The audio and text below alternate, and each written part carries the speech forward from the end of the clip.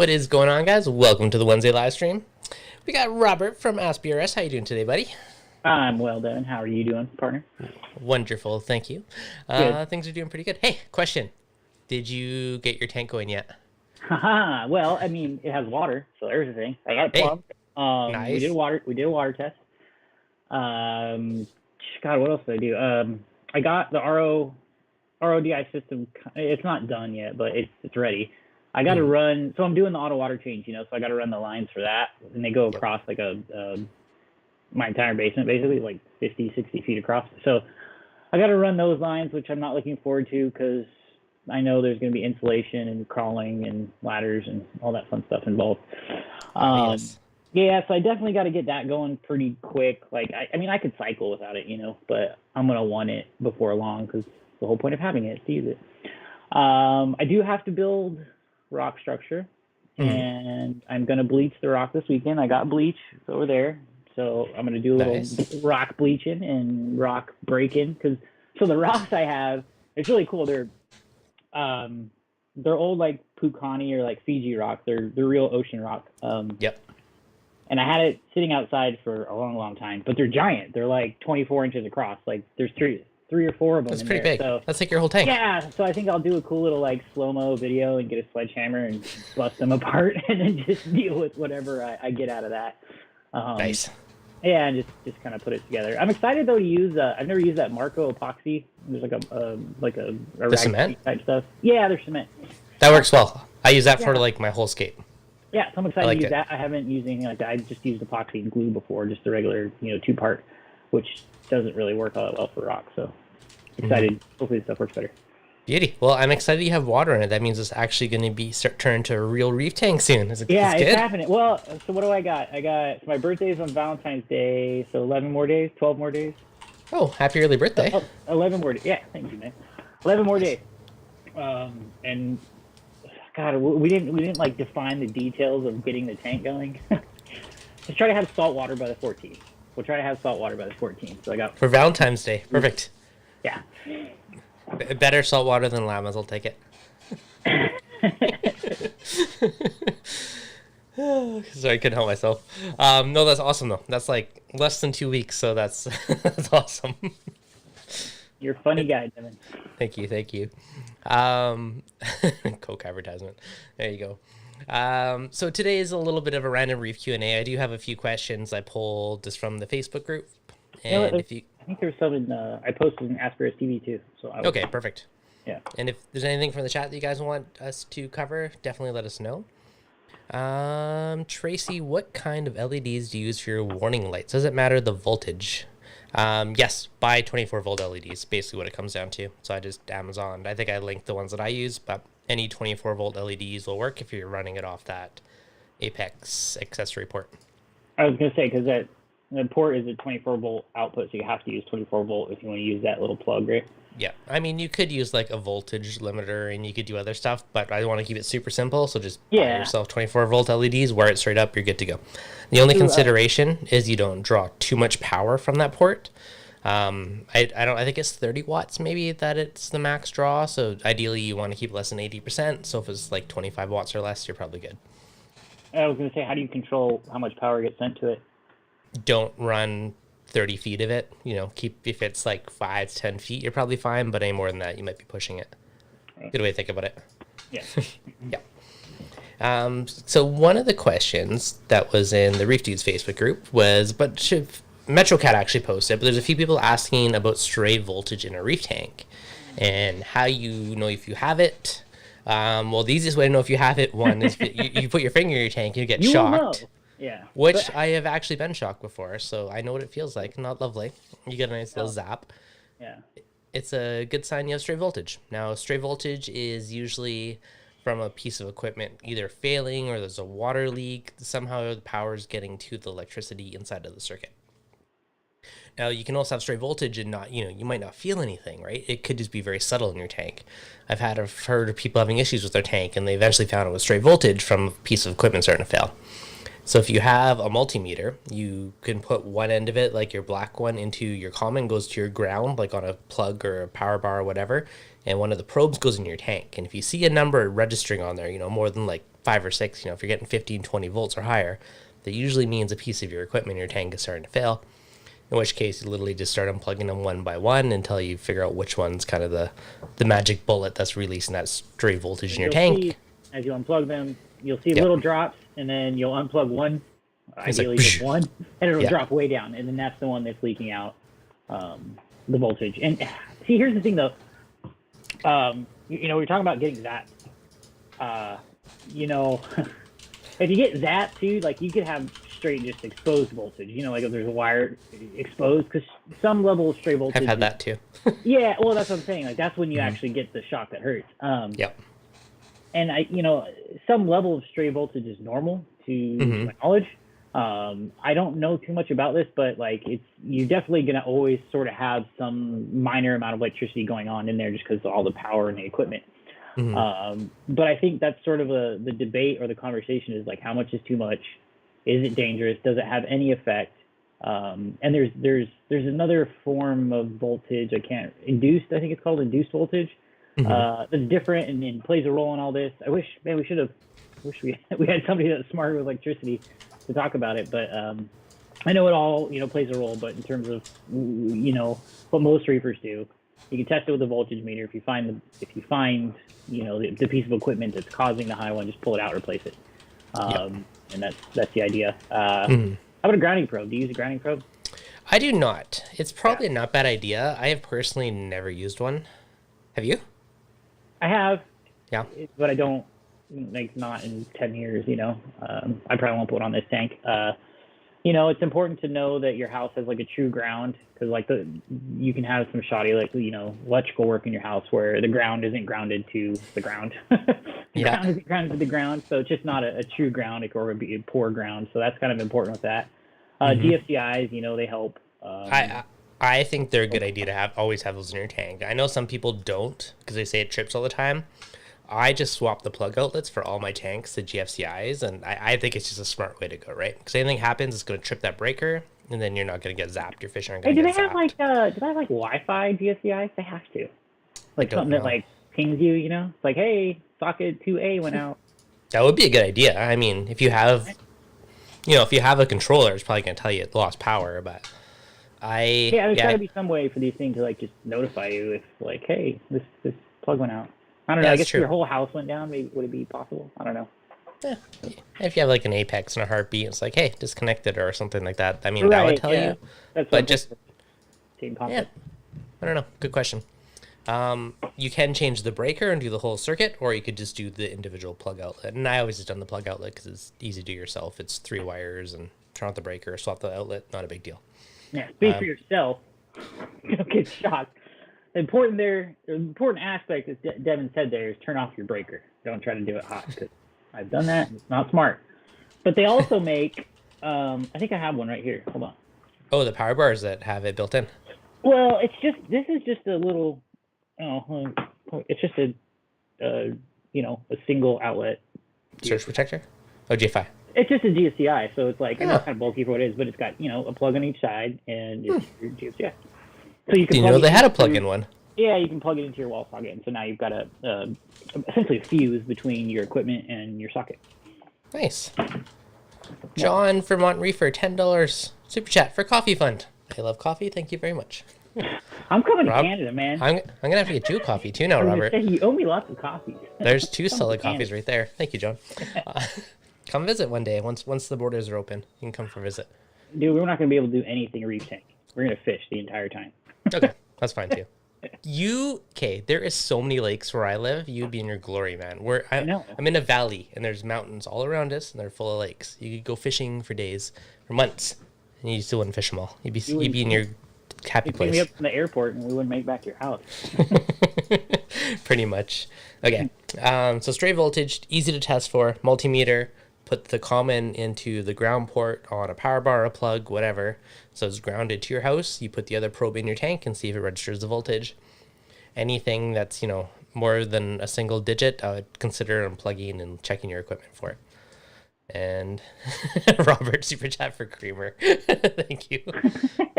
Our coffee shall be creamed. Thank you, Robert. Awesome. A couple of people are talking to you about having a dedicated circuit for the tank or having multiple circuits for a tank, which could definitely be a good idea, especially as your tank gets bigger. Those you have lots of lights, you have lots of heaters. That doesn't take too long to fill up a 15 amp circuit, which is what most people have on their tanks. Right. Yeah, and that's the thing. It's kind of, when you're building tanks, you're deciding what size. You have to be realistic about these things, and your capacity for electricity is a real thing because it's not just like, oh, I can get away with it. It's like you can't because it won't. You'll pop your breaker. Other things in your house will go down. So it's something that cannot be ignored. And be realistic. Like if you can't get a dedicated circuit, you're not all of us are building brand new homes and dedicating circuits to the fish tank. Just get a smaller tank, and then you can do it. True. Sometimes there's visions of grandeur, and you want these giant tanks, but I don't know. I think there's a lot of aspects. If you can be a little bit more realistic, you can have a little bit more success. Yeah, I had to put a plug in because there was none where I put my new tank. So we tapped into 2 different circuits so that I have a plug for each circuit just to break up the load a bit more. So they're not dedicated, but it's 2 different ones at least, so it just divvies up the load a bit more. Yeah, that's pretty well. The ultimate is to have 2, so that way you're not overloading one. Especially if you've got big tanks, you can pull from both, and one goes down or one pops for whatever reason, you still have that other one. Yeah, you still have that other one. And if you're really smart and hardcore, you put a power head on each circuit, and you break up maybe you have a heater on each circuit, and then you're really safe. So that's actually a really good way to do it. Beautiful. Okay, Brandon and Moki were asking bubble scrubbing revisited. Have you ever done bubble scrubbing in your tank? Mm-mm. No? No, okay. Not really much of an interest. That's fair. I don't know. Here, you talk about it because I know you've done it. Yep. Why? So, the original, I've done it when dosing stuff. It does add a lot of oxygen into the tank, which is kind of the main reason if you're dosing. A little more than a skimmer? Well, or you just take the lid off your skimmer and let it overflow. Yeah. But the biggest thing is it does help with water clarity. It does help clear some stuff out of the water. What? Tracy, thank you. What? Gas per grow and getting the coffee and creamer. Gas for getting the coffee and creamer. Gas for getting the coffee and creamer. Producer Reef. Just one. Thank you, guys. Thank you. Appreciate it. Thank you. Thank you, everybody. Thanks for supporting Devin. Yep. Greg, I do bubble scrubbing. It's called a skimmer. Agreed. Okay, so the basic concept is you're basically turning your tank into a skimmer. It is filling your tank full of tiny bubbles. It's going to bind to little organics and little stuff. It's going to bring it up to the surface where it's going to go at your overflow and go through your filtration. So you're essentially turning your tank into a skimmer. If you can suck in outside air, then do it. There's a good pH boost there, and that has its own benefit on its own. It can help with water clarity. There's a bunch of other claims, which I don't really know if you can quantify it, but it definitely did help with water clarity and did help clean up the tank a little bit. It's interesting you say clarity. I could understand the export of particulates and organics for sure. Yeah. Do we see that? The clarity part. Maybe I'm just a skeptic on it because I haven't done it, and I'm old school. It's like this new school thing. Yeah. It's hard to call myself an old school reefer. I have been doing it for 15 years now. It's crazy. It's true. Great bearded Reef. Thank you. Looking forward to having you Monday night for the Boston Reefers. Awesome. Sounds good. Should be fun. What are you doing? I'm going to be the guest for the Boston Reefers on next Monday. On their doing a stream, doing a club meeting with them. Yeah, should be fun. That should be really fun. I think we locked one of those in today, didn't we? Yeah, we're doing it when that's next month. For who's that for? Yeah, March 19th, Southern California Marine Aquarium Society.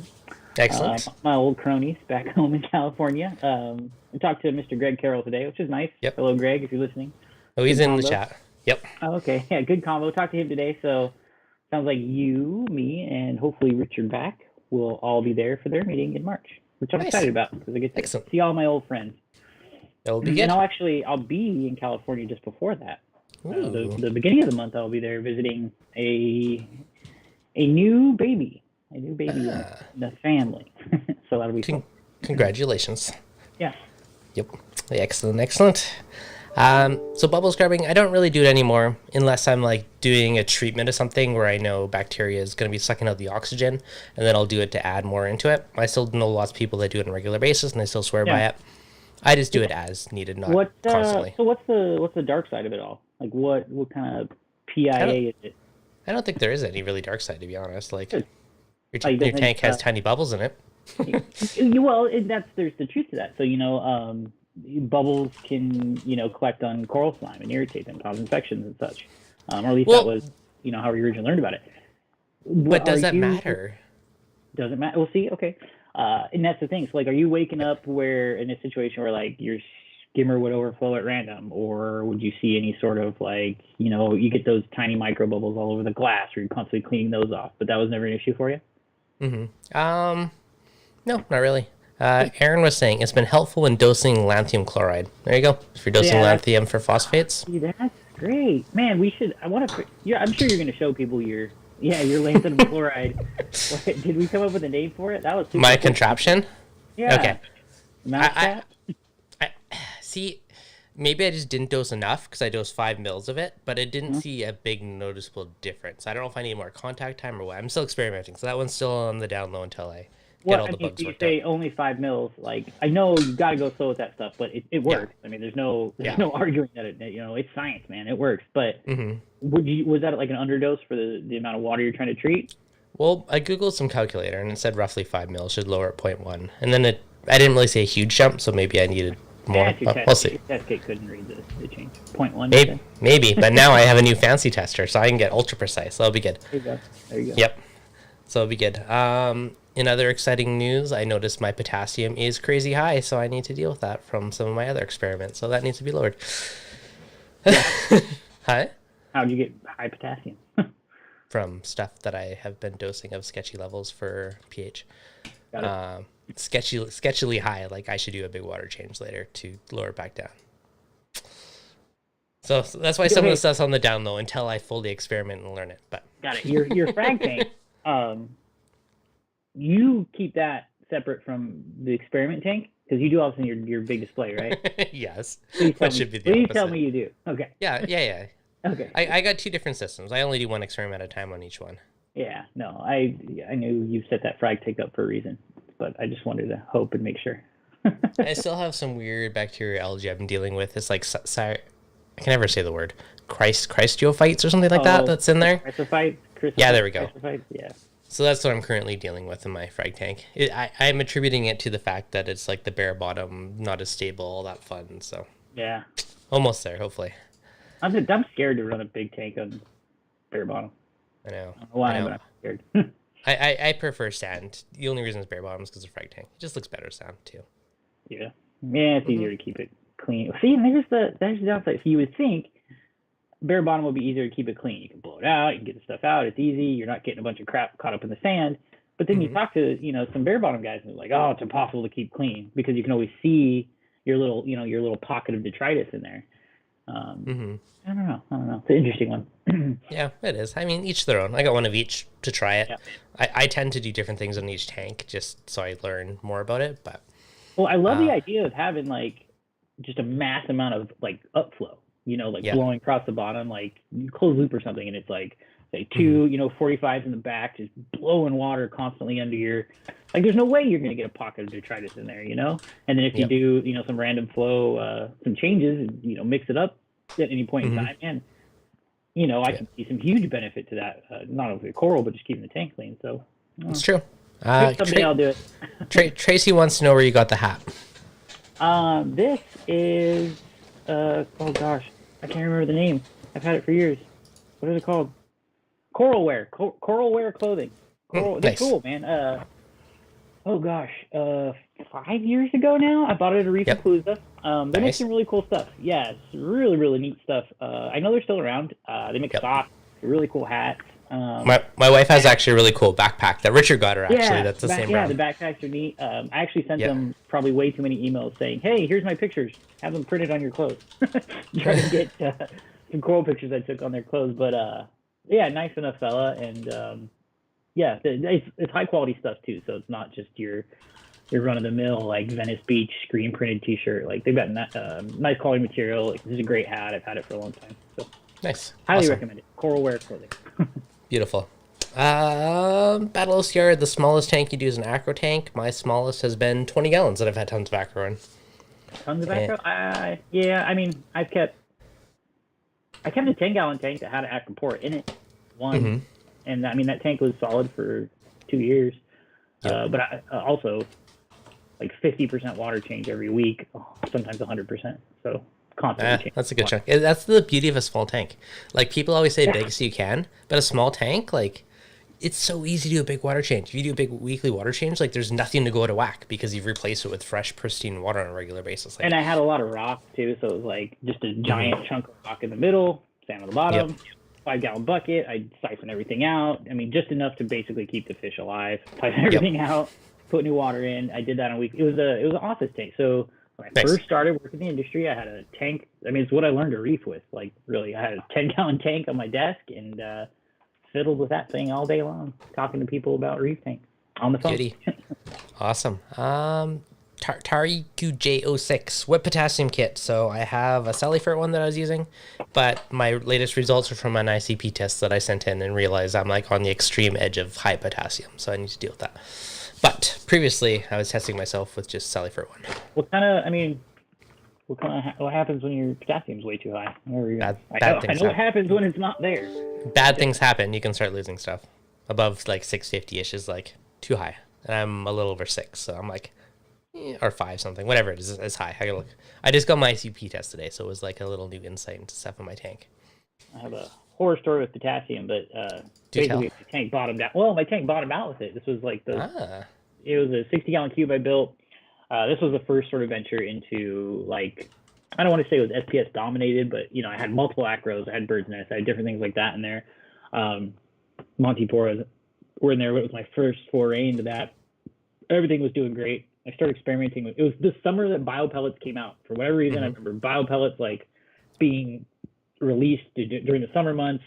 It's probably around before that, but it's when I started learning about it. Everybody started talking about it.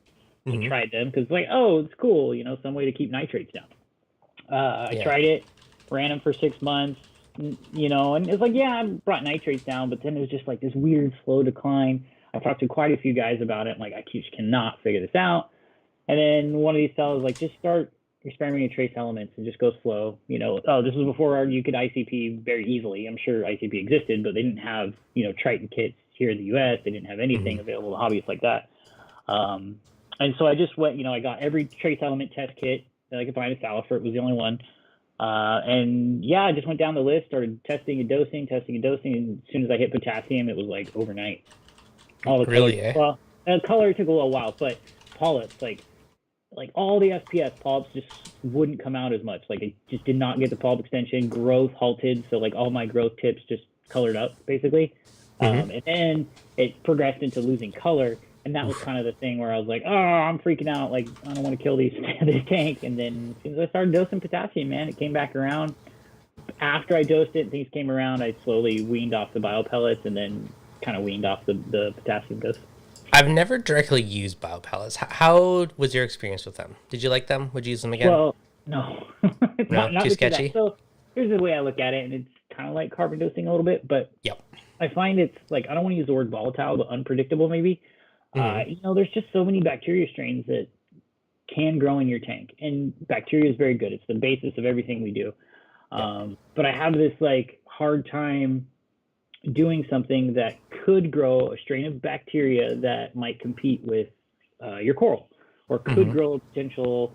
You just don't know what kind of bacteria that's gonna end up and dominate and end up growing.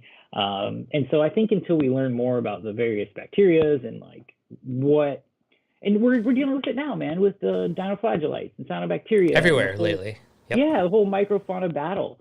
And I think we need to spend more time and understand specifically like the types of bacteria that we have, how to proliferate the good stuff, how to proliferate or prevent or outcompete the bad stuff. Because if we can understand the perfect combo of nutrients and trace elements to give us the great balance or the biodiversity that's not going to allow some of those nasties to grow, I think it's the next step of where we're going with all of the I guess microbiology that we're dealing with. Well, the interesting thing is, like, literally bacteria rules the world. Like, it controls everything, right? And our tanks is all bacteria based, and it's something that we don't fully know enough about or fully understand. Yeah. Like we know the concepts, but we don't know like the details. And I have a buddy that's a new reefer, and all the time he keeps asking me all these bacteria questions. I'm like, hey, make a big list, and I'm gonna do a live stream or do something on it. All your bacteria questions. But it's such a new area for us, I think. So So like, just have faith, man. It happens. Like there is a little bit of that when you first cycle a tank. It's like, just trust me, it happens, and trust me, you have to wait 4 weeks for it to happen. You know, it's like you just have to have faith because you can't see anything. But we all know you add them right away and they don't live, but you wait 4 weeks and they do live. So yeah, so I'm about to try some other, I don't know if it's new, I think it's old school, but some other carbon dosing ish, not quite biopellets, but some media that supposed to lower your nitrates and phosphates. It's like these funky little cubes, and it claims that it's a quick nitrate and phosphate. Yeah, I think it's just carbon dosing, but a version of it. Yeah. So we'll see. So actually, you know what? That's a good topic. So you asked me about biopellets. I probably would never put them on a reef tank, maybe like a big fish only tank, if I just couldn't, get nitrates out. But man, filtration these days is so powerful. I mean, I didn't have a filter roller at the time, but now I would choose to use a filter roller, ensure that the skimmer's constantly tuned and running right. With an auto water change, like, what is the reason to have them? You can you can feed your corals all kinds of different stuff. I mean, I realize the bacteria for them is really good, but I think there's alternative coral food options. But I got a box from Tropic Marin recently. I got a bunch of salt today. I had to unload. But I'm looking for, I think it's called Reef Active. So it's like a minor carbon dosing supplement. I'm really excited about it. Lou got me excited about it. He went as far as saying, like, I would recommend this stuff to every reefer in the United States. Like, I really think they should use them because it just has a bunch of benefits. And the biggest one is delivering nutrition to corals. And so I think I'm going to try it. So, nice. And we've talked about this before with carbon dosing, where it's really feeding coral moreover a nutrient reduction, approach. And so I like that. More comfortable with that. Yep. And so I think I'll try this Reef Active on the tank when I get it stocked over corals. And I'm excited. I'm definitely excited. There's some new products in that box too. I'm super excited about. Nice. What'd you get? What's fun? What's new? Well, I can't talk about some of them, but when I can talk about them, I'll definitely put out some content for them. There's a new bacteria product in there. The Reef Active I'm excited about. New to me, I should say. So yeah. Nice. And I'm gonna use Tropic Marin Classic too. So that's another different approach. Since I'm doing these water changes, I'm gonna keep soft corals and LPS corals. I'll probably end up with some hard corals. Let's be real, but can't discriminate. Yeah, so the auto water change, and I'm not wanting to dose, so I hope the choice to go with the Classic, because I've used Classic before with great success, but I don't plan on putting calcium reactor on it. I don't plan on having a heavy dosing regimen. Hopefully I'll be able to just sort of spot check and correct as needed, but I'm thinking with this auto water change, I could just crank it up. If I need, if I'm seeing levels go down, I'll just crank up the amount daily. I'm real comfortable with big water changes all the time, so. We'll see how it goes. I'm excited. Perfect. Awesome. That'll be good, man. Okay, a couple of people are asking how's the Mastertronic. So far, it's amazing. I actually did a post earlier just comparing some manual tests I did. Or no, with my ICP test. Now, mind you, I sent in the ICP test 2 weeks ago, and then I did the manual test on the weekend when I first installed it in my first round of initial tests to kind of compare it. Yeah. So there's 2 weeks, so the parameters may have swung or changed a little bit over 2 weeks. So keep that in mind. But ICP on my elk was 8.87, which was identical to what the Mastertronic said, so that was sweet. Calcium ICP was 369. Mastertronic told me 350. I did a manual test. It was 348 or 9 or something on mine, so basically all the same. Good enough. Yeah, good which enough. I've since corrected back up to 409, so that's good. Magnesium ICP test told me 1417. Mastertronic told me 1461, which is pretty good. Nitrate, I had 68 on the ICP test, which I have been lowering it. The Mastertronic 2 weeks later told me 58. Phosphate from ICP was 0.15. Mastertronic told me 0.192. So again, this is 2 weeks between these tests. So it's still pretty decent. So I was pretty happy to see the numbers are pretty close in line. Are you that made me happy. Yeah, you're still using calcium reactor, right? Yes. Okay. And this is testing a tank with calcium reactor. And you have a combo of something, right? You use calcium reactor, something else? No, so calcium reactor on the big tank, and the water box, and then Kalkwasswer on the frag tank. And I have a calcium reactor for it, but I haven't hooked it up yet. Oh, okay. Because you're talking about doing the combo, which is yeah, Calculator, yeah. yeah. So I've been amazed. Like I've honestly been amazed because in the past I've made my own Kalkwasswer reactor, but there came that point where it just couldn't keep up with the tank demands. Now the one I have now, the ice cap on it, I think it holds about 3 gallons of water. Like it's a big beast, and it just completely handled all of my uptake so far. So I've been happy, but eventually I know there's going to be a point where it's not going to keep up, and then I'll kick the calcium reactor online. It's literally, I won in a contest. It cost me a small fortune to freaking get it here from overseas. Oh yeah. Yeah, it was like $300 US to ship it, which is like freaking like a gotta bazillion weigh it dollars out. Canadian. You gotta weigh Yeah, it out. Well, but they're like $1,000 to buy it, so it was still a I good was deal. gonna say, what is the quality worth your efforts? Yeah, so it's literally sitting there. It's ready to roll. All I got to do is add a feed pump. It's full of media, but it's... I have a feeling I'm not going to be able to last too long without using the calcium reactors. They're just so nice, man. And they definitely, you see the difference. At least I always have. Every time I've went from a 2-part, and I use 2-part iron dosing pump, small amounts. I'll divide it out, dose every other hour, so it's a very even dose. Yep. But I think there's three times now I've built calcium reactors, put them on reef tanks, and within a month, man, I'm noticing the difference with specifically stony corals. But you just notice just more growth. They seem happier. Things are pushing polyps out bigger. I find it more stable. Like between all my elk tests, like I can dial it in, and there's maybe like a 0.1 swing over 12 hours, but like at that 24-hour mark, like my results are the same. Like it's big stability. That's why I'm a fan of that. I mean, you could dial in with dosing, but I just like calcium reactors. I wish they call them like alkalinity reactors or carbonate reactors or something. It's hard to, describing them to somebody. It's like, well, calcium, it'll just maintain. Test your alkalinity. And it's like that's all you're looking at when you're setting one up. So it's interesting. It's true. I barely ever test calcium. Yeah. But yeah, no, I tested now because I got all my tests are weekly automated now. And I'm terrible at testing. Like a bunch of people are like, it's so expensive. I'm like, well, it is, but I also know that I suck at testing. And if I test maybe once a month, and certain things like will skew out of whack over time, and my nitrates and phosphates are way too high, and I probably would have done something about it if I would have tested on a regular basis. But I'm terrible at testing. So now every week I'm gonna have my whole baseline of freaking test in my face. My every 12 hours alkalinity. Now everything else gets tested once a week, so it will make me a better reader. Are you doing? Is there any sort of automation based off the Mastertronic? Not yet. You can though. I do have a Dosetronic, which I had in my previous lagoon tank. Right. And you can make it talk to the Mastertronic, and you can have it adjust your dosing up and down based on the results.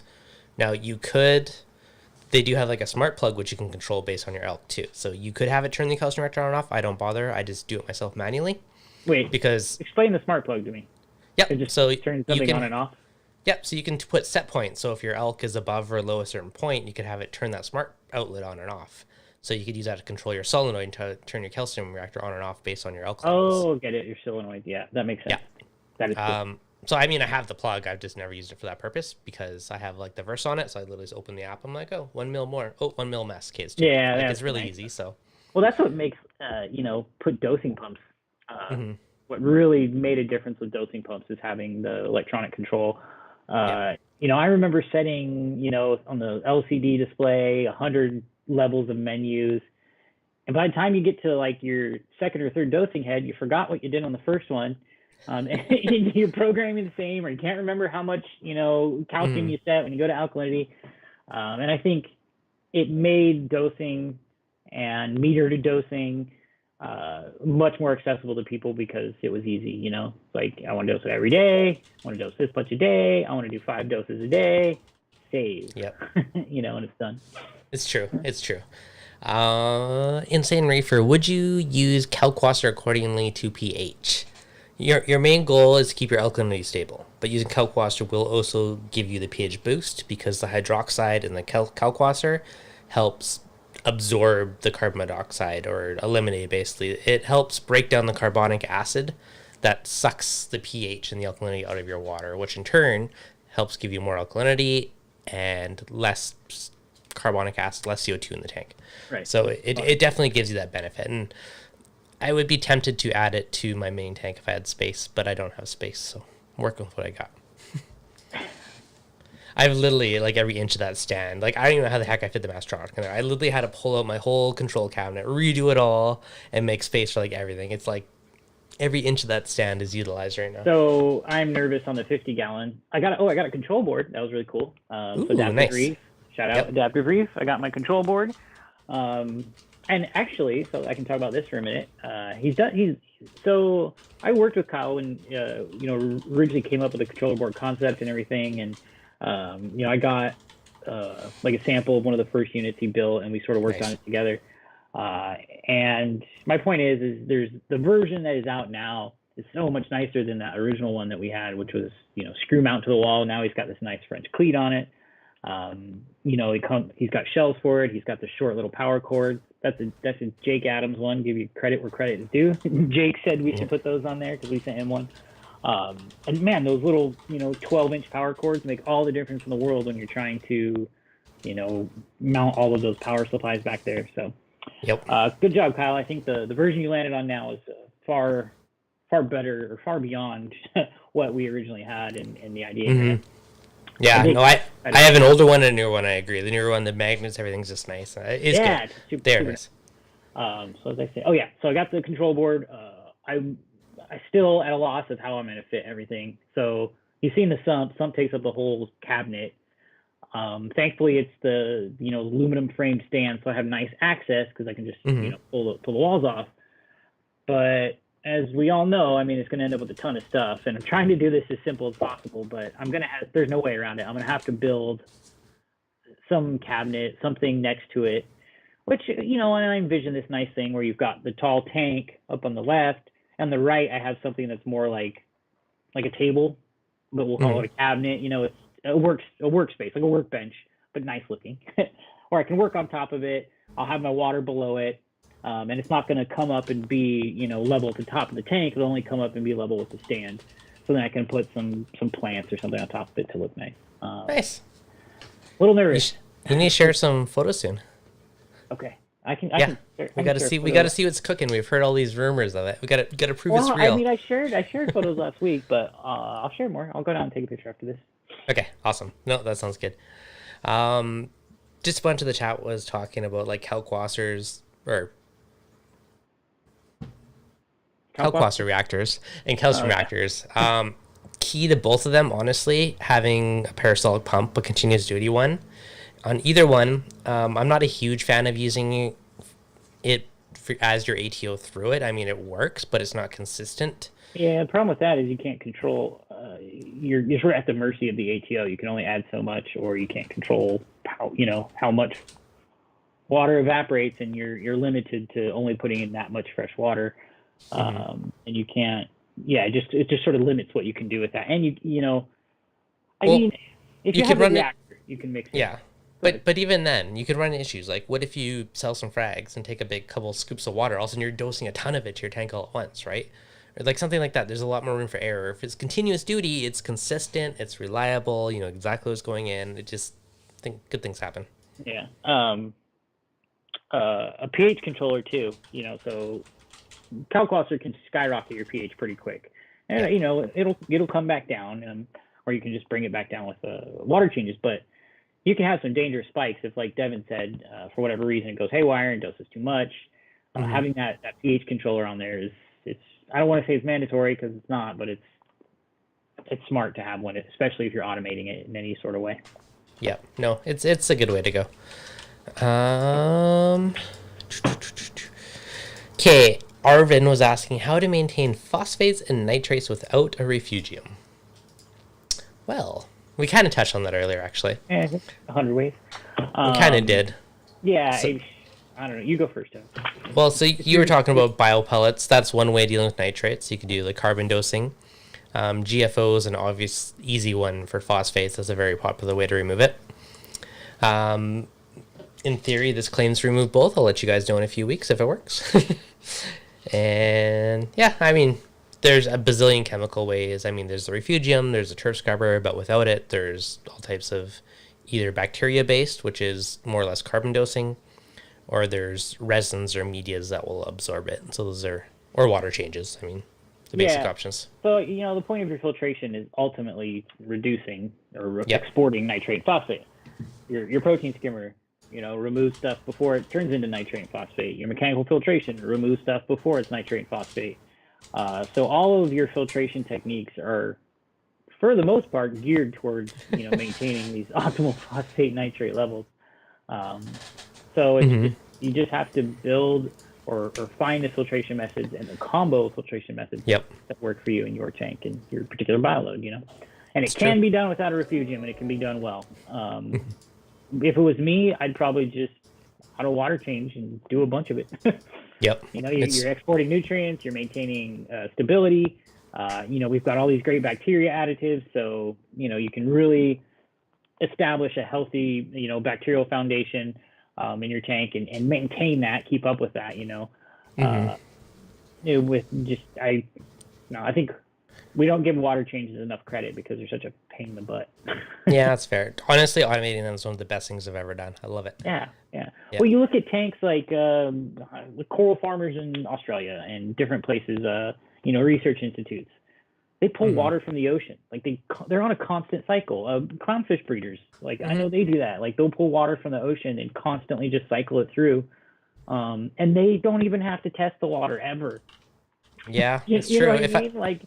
Like how cool would that be to never have to worry about water chemistry at all? You just need a beach house and a really big pump and a continuous auto water change. Well, and that's the argument to it is nobody's going to ever have that capability at home. So, and a lot of people... Early retirement plan by the beach. Yeah, the right? Big reef tank. A lot of people would argue that these, some of that, that's a lot of the fun is testing, seeing the chemistry, learning about it and whatnot. Testing was fun for a while. I'm over it now. Now I'm completely happy to have auto testers and just feed me the results every week. It's true. Remarkable Reefs, thank you for 499 super chat. Aaron, your comment made me laugh. Get a smaller shovel when feeding. That is definitely another way to deal with it. I 100% overfeed, but I have a lot of hungry fish. At least they tell me they're hungry. I guess the first step is evaluate what you're doing and then evaluate what the filtration is doing. So, anything that you can control, don't add too many fish, don't feed, don't overfeed, feed responsibly, turn off your pumps. Sort of step one. Step two is make sure your skimmer's working right. Change out your filter socks. If you have a refugium, the chaeto needs to be alive. Same with the surf scrubber, the algae needs to be growing, and you have to harvest it. Some guys might just sit on, oh yeah, I got all this chaeto, and it's just this nasty ball with cyano floating on top. If you don't pull that out, you're not doing anything, and that chaeto stops growing. It's not it's not doing anything for you at that big size. You're like, well, I've got all this chaeto. Why are my nitrates testing high? Well, you probably got a ton of crap stuck in the the chaetomorpha ball, and it's not growing, so it's not pulling anything out. You probably actually have dead algae breaking down and working against you. No, it's true. Very, very true. Maintain that refugium. Greg, have you heard Ecotech is redesigning the Versa? Is that true or a bad rumor? I've been hearing it for a while. Okay, so I know the Versa's been out of stock for a while now. These rumor mill, I know obviously the pandemic. I know they're also moving to a new office, so there's probably less staff, less production. There's a few different things there because they're all made in-house, right? They're not outsourced. They make them physically there. I know they have tweaked the design a little bit to allow for some different tolerances just to handle more high-speed, heavy-duty stuff. But I did hear rumors that there may be some actually coming back in stock soon. So hopefully in the next few weeks they will actually start showing up again because I think they're wicked pumps, and I'm not going to lie, I want more too. So there you go. Does anyone... Greg, Carol? Yep, good old Greg. Yeah, that's what I thought. Sorry, I'm trying to catch up on the comments. I've scrolled through a ton. That's all right. Take your time. I might have a question here. Let's see here. Yep. Insane Reefer, considering getting a clear water scrubber. I'm currently growing chaeto. Do I remove the chaeto once the turf algae is in the scrubber? So one of the two will outcompete the other eventually, and the turf scrubber will likely outcompete the chaeto at some point in time because it grows hair algae, which is a simpler algae than chaeto, and it grows faster. So highly plausible. I've ran them both in tandem for quite a while, but I think over a long enough period, one would eventually outcompete the other, providing, you bottom out your nutrients. That's my theory, at least. What, Refugium versus turf scrubber? Turf scrubber, if you had them both in the exact same tank. Oh, yeah. What do you think? So, well, turf scrubbers work faster and more efficient. So algae, it just, the hair algae just grows faster. So I think you're going to get a more effective nutrient removal in a smaller space. The footprint's small. Now, if you had a big refugium full of Chaeto or like a smaller turf scrubber, which would you go with? Like, what would I go with? I would. That's tough. I would probably do a refugium because of all the biodiversity benefits, and they're cool to look at.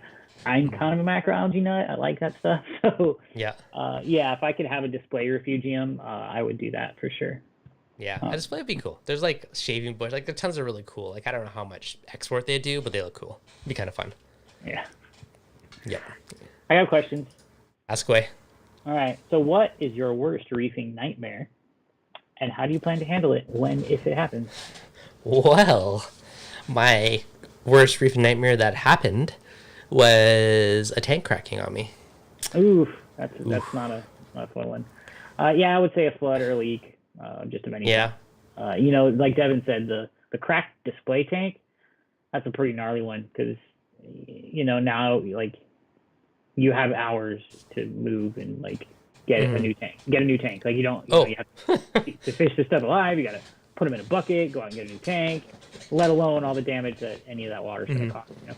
Yeah. Okay. I don't know if I told the story on a stream or not. I think I told it during my Apex talk at MACNA a few years back, but we came home from, this was a 30-gallon tank. I think it was only 30 gallons, but I had like the old Innovative Marine Fusion tanks with like the bent glass. Oh yeah, like the rounded corner ones. Yeah, so I had one of those. We came home from getting groceries. We had like our dog was like a puppy at the time. His crate was right beside the tank. Come in for groceries, set them all on the counter. And literally like within 2 minutes of coming home, there's so crazy loud, just like crack. All of a sudden the puppy starts freaking out. We look over and he's just getting doused with water. So it split along the bent glass seam. There's a sheet of water just dousing the puppy. So he's freaking out, and the wife's freaking out, the puppy's freaking out. I'm freaking out because my tank's leaking. And like literally I think I found like a laundry basket and all this stuff, and I'm like trying to catch the water, and I grabbed duct tape and like taping up the tank and the crack. I had all this duct tape on there trying to slow the leak down, and I had the tank like tilted up to like try and reduce it. And did you say you were trying to catch water with a laundry basket? This one didn't have holes in it. It was full plastic. Okay. But yes. But I had that picture in my mind is definitely I know. Trying to catch water with a hole in the bucket, man. Yeah, it was some like purple rubbery one. I still remember the container that has like the wife's laundry basket. I'm like, I need this now. But it was like pure chaos. But I saved everything. I saved everything. And then somebody thankfully lent me a tank that is a temporary tank for like a month until I could like quarantine, get a new one, and all that jazz. But that sucked.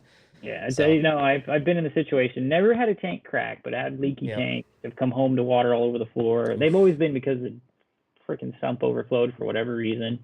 Oh, dang. Yeah, it's been twice it's happened to me. Always on the second floor, of course. Oh, yeah. And then the RO flood. The RO flood I've done quite a bit. I did one overnight once. That was not fun. But it was outside, thank goodness. It just flooded. I lived in an apartment, actually. They have like communal patios, I guess. Yep. So like flooded all 5 patios. They were all connected. My neighbors weren't happy about that one. Oh, that sucks. We can't forget the fire. The fire is kind of a sad one, man. And that's next to flood damage. I mean, it's probably worse, if not the biggest nightmare, is starting a fire. Well, okay. I guess we had firsthand had a tank fire, and that was gnarly. I was at the office, and somebody caught it and was able to put it out before there was much damage. But thanks. It definitely nuked the tank. There's some fish that lived and some coral, but it nuked everything, and it was scary. And then I had another buddy who actually his house halfway burnt down because of and he was keeping goldfish or something, and definitely wasn't doing it right. But water got on his surge protector, and yeah, I mean that's a house fire, man. That's a scary one. Yeah, that definitely would be sketchy. With that, what do? You just do the best you can to prevent it, and realize your risks. Use your GFCIs. There you go. Yeah. Leak detectors. Use your leak detectors. Oh yeah, why we should forget about that. Leak detectors, of course. Your Apex protected. And those things can tell you when water's on the floor. You can turn things on and off. Sort of detect those issues before they happen. Nope, it's a good way to go. I was actually debating. I ordered one leak detector I was going to try. I've been on the fence if I do the Neptune ones or I just DIY some again like I did in the past, but we'll see. You have an Apex, you might as well. the apex sensors, right?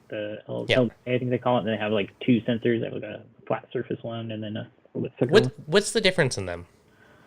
Ooh, what is the difference? I think it's just the way that you mount them, like where the sensor is. Like one's the sensor on the bottom or one's the sensor on the side. I can check right now. Hold on. Like, I think it just is thicker and has a weight in it. I was trying to figure out what the difference. I'm like, why wouldn't I always want the thin one? I've asked this question before, and of course my brain is not. Hold on. Somebody in the chat will know, I'm sure. Yep, exactly. Yeah, I did some super cheap ones that actually work really well for leaked sensors back in the day. Reef Keeper, how about the Hydros rope leak? You know what? I bet you could just hook that up to a breakout box and it would work. I'm going to try that. I bet you it would work. I bet you it would, because my DIY ones were just like rain sensor boards hooked up to a breakout box. That worked awesome. All right. I'm going to try that later. I'm curious. Do it. Oh, I will. Don't you worry. Just like surround my whole sump with it. Brilliant. I like it. Yeah. I had another question here. We talked about why I read this sensor thing. What is the life expectancy of ceramic media? Do they crumble and mush after a certain age? So there's some truth to some of this. There's some that just sort of manufacturing error, I think, was the sort of that I think that's what started this whole thing. Yeah. Well, and to be honest with you, though, I've heard it come up in both brands of that ceramic technique. I don't know. Like, I have a hard time. That stuff is so soft when you get it to start with, and so porous. Like, it wasn't hard for me to believe that this was going to happen. I actually called it or asked about that the first time I saw this media. I was like, oh man, that stuff's going to break down in time. Like, what's it made of? Yep. So with that, yeah, just pull it out of your tank and replace it. But there's plenty of people that had that stuff in their tank for 3+ years and it's still hard as a rock and doing just fine. So I think that's just a one-off. Some manufacturing process got messed up and it basically gets off on you. I mean, that was what happened with the original stuff. Because it's like a ceramic media that they probably bake in some oven or something. My theory is it's probably based on whatever temperature is baked at, and that's my theory. Like, maybe the mix is a bit off, but I know there was a batch. It was temperature. It was a temperature thing where it got like too hot and then it became brittle. Just back to the leak detectors. It's just a profile thing, like you said. There's a flat one. Okay, physically they're the same. Under carpet, thicker, and probably weighted. Yeah, so the thin one is for under carpets and rugs, and then like you said, it's a taller, thicker one that you can just set on your skimmer cup and doesn't fall off as easy or inside your stand. Where the profile doesn't matter. I knew it was a simple explanation. I thought so. Fellow Reefer, Starbucks on me. Morning and super chat. Thank you, sir. Robert, I'm going to use some Starbucks as some coffees one of these days. If we ever get to see each other again. I know, right? Yep. Fellow Reefer, question for you. Can SK 5000 fleece work on the AF1 roller mat? If the width is the same, I don't see why not, but I don't know the width of the AF1 roller mat. But it's all going to come down to the width, right? Because your fleece just needs to cover whatever that area is. Aside from that, it's just a roll of fabric, right? I mean, so I don't see why they wouldn't. You could even use like a half width or something. It just can't be bigger. But there is a diameter too. So your rolls are going to have a certain limitation of diameter. So how thick that roll is. But if it's too big, you could just unroll some filter roll and then just get it on, make it a smaller diameter and then put it on the filter roller. Be a lot of work to cut it though, and trim it down. Yeah, so I was talking to some guy that's reusing his filter roll. You can wash them. If you're up for all the work, I've thought about it many times. I just haven't done it yet. Like, if you could throw in the washer and like get like a drill and build a little jig to like roll it nicely. That's what I was thinking. The jig. Yeah. Like, this could work because I have a jig for my fishing line when I respool them. It's the same sort of thing. Like, this can work. My thought though was the material so thin, and I know it's a tough material, but at the same time it's thin. So like, what kind of washing can it handle? I was just hard pressed to believe that you could get it to a point where it would be suitable to use again. Apparently this guy's used the fellow I talked to. He said he was like third or fourth time, something like that. Like, he's done it quite a few times. Whoever I talked to, I think they said you can get 4 or 5 washes out of it before it's time to replace it. Can't remember who it was, but it's awesome. So you totally could. I haven't tried it yet, but I keep thinking about it, so maybe we'll eventually be worth a try. Well, I will be plenty experimenting with the filter roller. Beauty. I love them. I couldn't go back now. Like cleaning socks versus just like changing a roll every 2 months versus changing socks every 3 days. Ah, so nice. Life changing. It is life changing. It is. It is. I finally changed mine the other day, so I'm averaging just shy of 2 months on the water box, and then the frag tank. I don't think I've kept track, but I should look and see if I when the last time it is. Got another one here. Talk about phytoplankton since you like that. I do like Phytoplankton. Yeah, we all like phytoplankton. Keep us alive. Are there any legit reasons to cultivate only one specific strain of phytoplankton, or can you mix them as one cultivar? You can't mix, well, mix them. One will die. Yeah, exactly. If you mix them, one of them is going to take over. Usually, Nanocropolis is the most dominant, just because it seems to be one of the easier ones. So that will usually take over if you do a blend. So you can do it. If it's in a bottle and you're dosing it, mix away. But for actual culturing, you need to keep them separate. They are different particle sizes and there's slightly different nutrition profiles. I mean, certain ones are better for certain things. If I culture in the past, I've always just went with nano because it's just the simplest. If I'm dosing it, I've used the Reef Nutrition ones, which have been blends or certain ones, and those have always worked well as well. So the benefit is you get different particle sizes and you get different nutritional profiles. So there's different nutrition. And, variety is a spice of life, man. So you want to, that's why we feed variety to the fish. So that's the benefit of having them. But you can't do them together because if it's not the first time around, the second time or third time, one of the species, like Devin said, is going to eventually dominate. So you're going to lose out your other cultivars. So you might as well just keep them separate. Yep, exactly. I've cultivated a few different times, but I don't know why. Nano seems to always win, so I just ended up going with that one. Nanochloropsis. It's a great word. Yep, it is. Bert, what is your average monthly cost to keep your tanks going? According to my Apex power monitor, my water box is around 30 something a month, I believe it was. Let me look. Where did I find it again? Power. I actually did look not too long ago. And yeah, it's about $34 a month. Now, I don't know if that's taking into account the older power bar, like the EB8. I don't know if it's taking into account that power or just the new power bars. But yeah, it says about $404 a year, $33.27 a month is the current average. I don't know about the frag tank, probably $20 a month. So I'm gonna say $55 a month for like power and all that other jazz for it. I mean everything. That's a good question. Food, everything else. I don't know. Salt. I haven't added. Like adding the total maintenance cost, basically. Yeah, it's gonna vary so much between tank to tank. I guess $100 a month probably for both tanks. Yeah, once you count power, food, additives, get set up, and like, do you have an RODI system? Or how many water changes are you doing? What kind of food you're feeding? There's a big gamut of food out there for sure. There's definitely some variables in there. You're going to spend more maintaining a larger tank for sure. And both mine are decent sizes, so. Yeah, but bigger tanks are more stable. So is it easier? Does that equal less money? Not really, but it could, More salt, more water changes. So just kind of. Probably $100 a month for maintenance, right? Doesn't count all my splurges on random gear and everything else, but just strictly maintenance / electricity, food. My guess is 100. Don't forget livestock. But that's not really maintenance, though, right? That's like no. I'm just saying cost. We actually had a great post in the Asperger's TV Facebook group this afternoon. It was a 14-year-old kid who wrote up this budget in his little college ruled line paper, and man, it hit me. And it was just real cool to see. He's 14 years old. He's reaching out for help to the right people in the right places.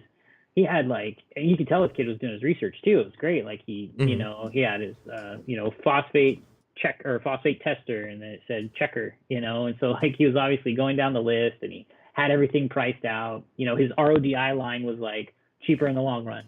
So he was really doing his research, and it was just cool to see, Yeah. It was neat. That is cool. That is awesome. Yeah. Okay. Kelly Apollo Astrotrough TV. Does it have separate dosing pumps to adjust alkalinity if you're using calcium reactor? No. Okay, calcium reactor is one solution with everything. You get your alkalinity and your calcium through one drip, which is called your effluent. And the effluent is basically tank water that's been added with CO2 to lower the pH of it, which in turn melts the media. And as the media melts, you're dissolving old coral skeleton. that's releasing those nutrients. You're dripping those nutrients back into your tank, and that's called the effluent. Now that on its own gives you calcium, alkalinity, and some random trace elements. Now it doesn't necessarily give you magnesium, so you can add magnesium rocks to the reactor, and then you're basically getting everything. Now, I generally tune the calcium reactor to whatever my alkalinity needs are, and then the rest of the parameters, the calcium just is what it is, honestly. And if it's out of whack, maybe every 3 or 4 months I'll do a little tweak to it manually with like just calcium chloride.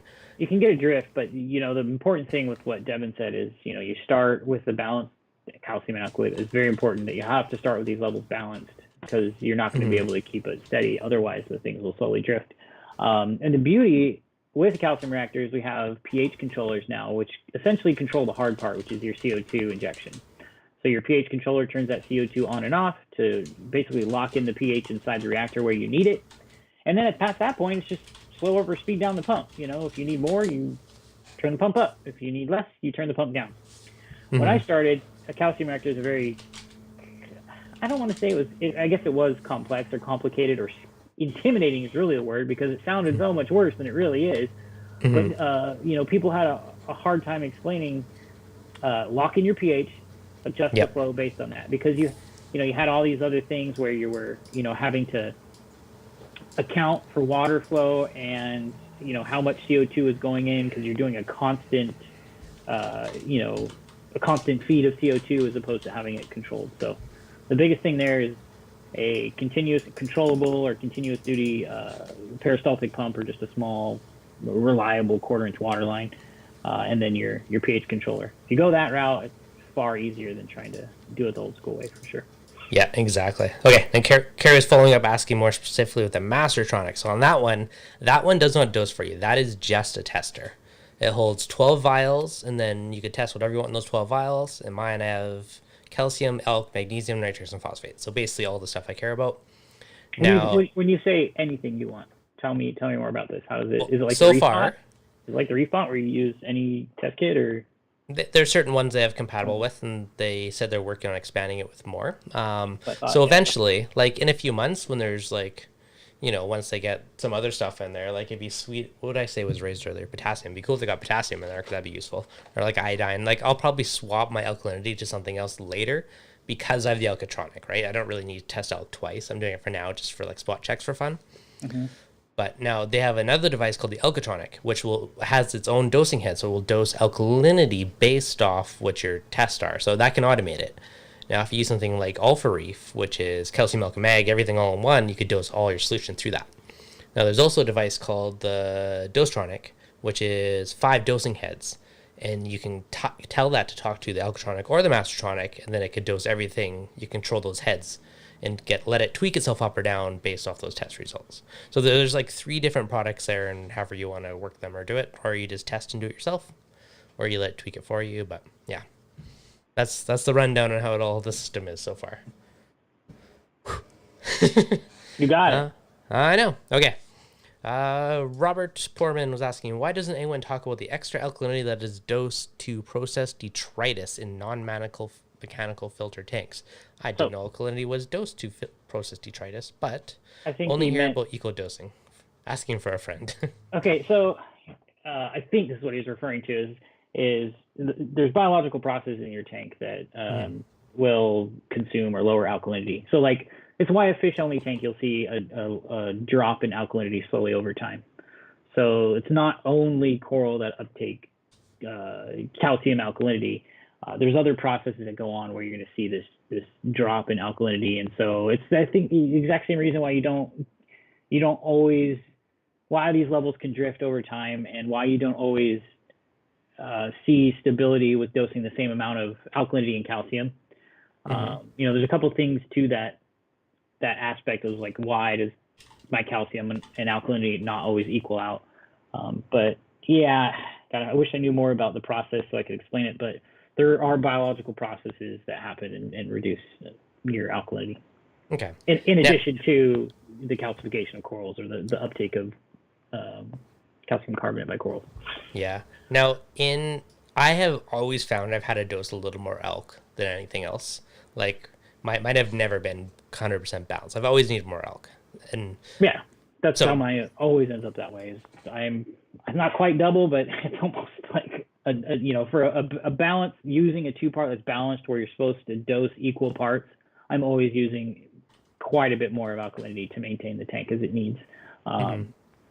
Yeah, generally if I'm just doing this manually, classic two-part, I will end up adding buffers to the top off water, so I can have that baseline of alkalinity a little bit higher where I want it, and then dose the two-part daily. Yep. Okay. I think that's what he was talking about. I mean, I hope. I think so. We covered a big broad spectrum, so I think we're good. Hopefully. If not, so come back to us. So you said his name was Bert?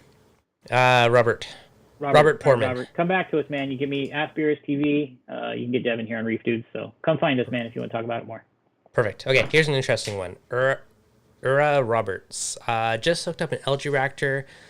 I've read suggested max photo period of 18 hours. Any drawback to 24/7 photo period? So I've heard that Chaeto may need rest. I, however, have been running my Refugium 24 hours a day for like a month now. And same with my turf starter. I've just both left them on 24/7, and I have not seen any negative effects to it. So far, so good with that. So I don't actually know if it needs a rest. So here's what I do: I just graduate into 24/7 for sure. So I would start with probably 18/6 cycle, so 18 hours on, 6 off, especially if you've got a real elevated nutrient level.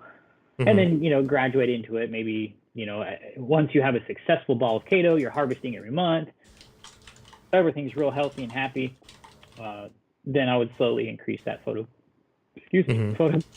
period in time. I wouldn't try to blast it with 24/7 right out of the gate. Yeah, ease it into it, work it up. Awesome. All right, buddy. I think that's good. We've had a good solid hour and a bit. Thanks for having me on, Devin. It's always fun. Thanks for coming on. I enjoy them. Yeah. All right, guys. Thank you. Hopefully you guys enjoyed it tonight. Shout out and thank you to fellow reefer, Barkle Reef, Great Beer Reef, Tracy, Producer Reef, and Robert, John Vermont Reefer, all the coffee funds. Thank you, guys. Feel the energy to make content. Awesome. And okay, actually one last question for you because I just saw it. It was directed at you. Where is it? Can you ask Robert what system has been the easiest to follow for use with SPS? I noticed they've used KZ, Triton, WWC, BRS Hybrid, and such. What system have you found to be the easiest of all the ones that went by? Okay. Well, I mean, a lot of this is Randy and Ryan. So, like, those are some of the systems they've used. I have used, like, a hybrid Triton method. But really, it's, you end up with your own system. So, like, we can put labels on these things, like the Triton method, the BRS Worldwide Corals method. But it's an evolution in time. It's just how reefing is we're constantly learning and growing, and it's a combination of various methods. And that's what you end up with is the system that works for you. At least that's the way that I look at it. I reef a little bit differently than Devin does, who reefs a little bit differently than, Ryan does and Randy does. There's just some very successful techniques that we all use and engage in a way that works for us. So it's hard for me to answer that question because you talked about what's worked at BRS TV. The things that they were doing with 52 weeks of reefing is different than what they did with the BRS Worldwide Corals, which is different from what I was doing at the time, which is different than from what we're doing today. So the beauty of this is it's always evolving. You're always learning. Yeah, and it's just, I think that's, an aspect of this hobby that keeps us all interested is where, there's endless amounts of learning and stuff like that. I'm trying to pull out some advice to this to walk away with. Like, I don't know. Keep your system simple. I overcomplicate mine. I love technology. Yeah. I love experimenting. I know my system's overly complicated. One of my friends always gives me heck. He's like, just keep it simple. I'm like, but I can automate everything. Like, it's hard for me to do it. I would agree with that. So I'm a very KISS approach, keep it simple, stupid approach. I would be happy with skimmer, water change, filter roller. I think those three things together, when used properly, can maintain a beautiful tank just fine. Yep, it's true. All right, guys. Solid advice. If you enjoyed it, hit that like button. Thank you, as always, Robert. I always appreciate having you. And yeah, you will be back next month for round more weeks. We will have a fish tank to talk about. I will have saltwater in that tank.